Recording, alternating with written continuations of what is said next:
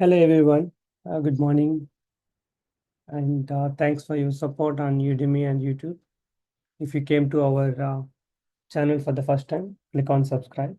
If you're watching the video on Udemy, you can provide your valuable ratings and keep providing the comments with appreciation or input. So anything will be helpful for our growth and also to help more people with different kind of content. So today I'm planning to explain in one concept like how we can do and what are the different steps we generally follow.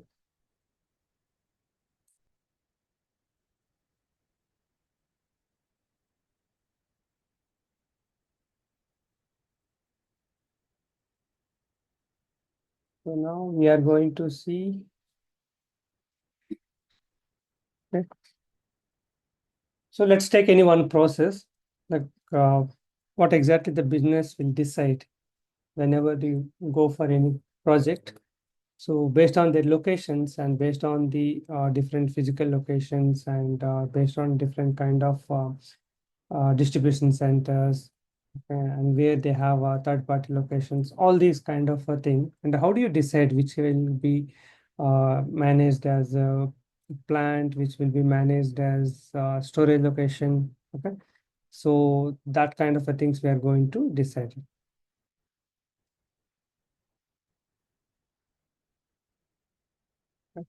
So for example, like, a company has this much physical location. Okay. They have this much physical location and they have different departments, different storage areas, okay, different storages and all available. So how can you decide which one can be considered and all, which one will be location, which can be a shipping point? Okay. So mainly what are the different areas we see? One is plant,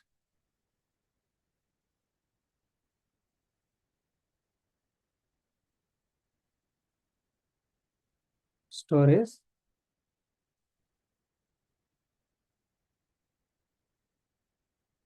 storage location,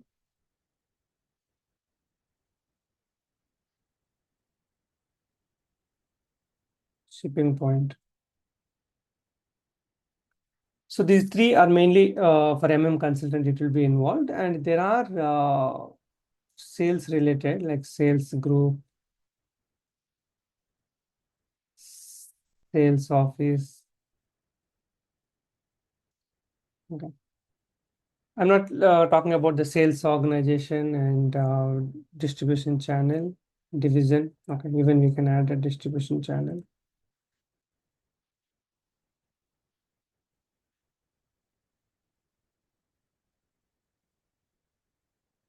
distribution channel,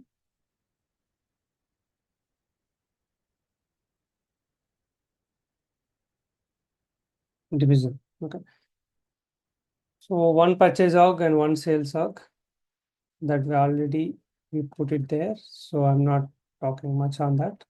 And one sales org to handle their entire area. So if they say like we are doing similar kind of a business and we need same valuation for the materials, okay. So here they may be doing some kind of manufacturing, and this area they have a very big use storage, okay. And before storage and manufacturing, they have some kind of they call maybe stage area. Okay, while receiving the stock, right? They keep some stage and put it in the storage. In same way, here they have some kind of a loading area, somewhere ship out,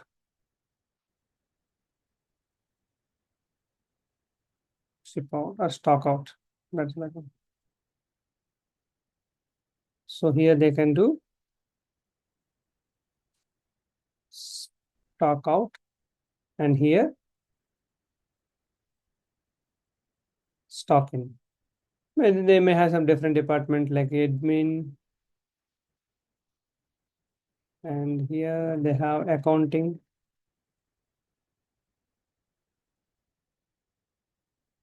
And with this all place they sit supply chain management team who takes care about receiving and issue sales planning and all.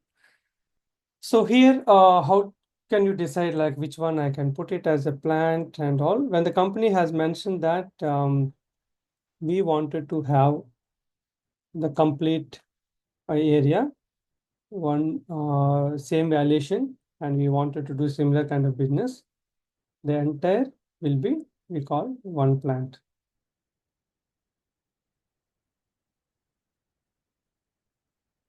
We will go with one plant. So storage location, we'll ask them how many different type of storages you want to store. Like do you need a raw material storage, FG storage, semi-finished goods storage, damaged, okay, damaged, and any quality location, or if they go for any kind of a stock type like quality understood and all, we may not have to keep these locations. If they really have some kind of inspection or location, they will put it there so that the engineer team or R&D team will come and do that one. So based on that, we have to create multiple storage locations.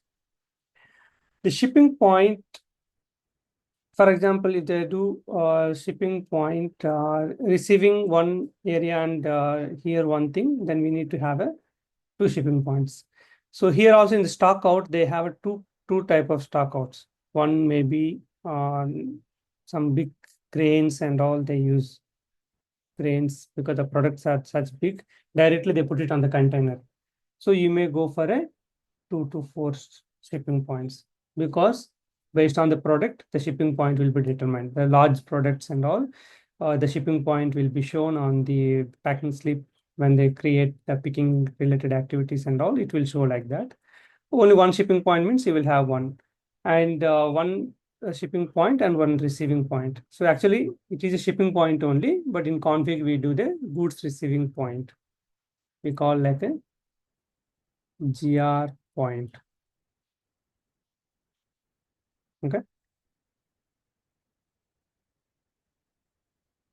So GR point, so 2 to 4 shipping point may be required based on the requirement. The sales group, sales office and all, I won't talk much. So for example, if they have a one plant, they can have one sales group to handle their activities.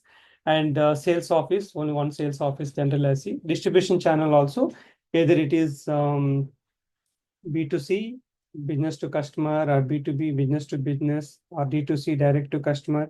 So I will make a separate video on this, what are the different type of business models, okay? So based on the distribution channel will be there. Either they will have go with one B2B or one B2C, like that for all the process. And division again, the way the sales or the division activities happen, okay? If you see the division field in Material Master Basic 1, so based on that, sales will be decided. So here, sir, when can we go for a in same physical location, two plants? So that can happen if the business have certain requirement that I have a two plants and one plant for regular, and second plant for some commercial sales, some commercial, or else we can say like some B2B related sales. Okay, so they have separate margin and valuation and all. Then we can go for a second plant. So the first plant material cost may be $100. Second plant may have a $120 because they use that plant for specific kind of a thing. For example, if you see, if you have a restaurant, you will have a separate division, or in the same restaurant can do both events they conduct and do the regular customers. But certain times what they do, they create two groups. One is for the outlets will be available, restaurants in every place, but another one will be working only for the grand events, or VIP parties and all. So they can register as a separate plant, and the valuation is different, their margin is different, their prices are different.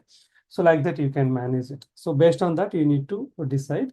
When you talk to the client, you have to understand with respect to business and what are the options we have in SAP, how to relate both the things.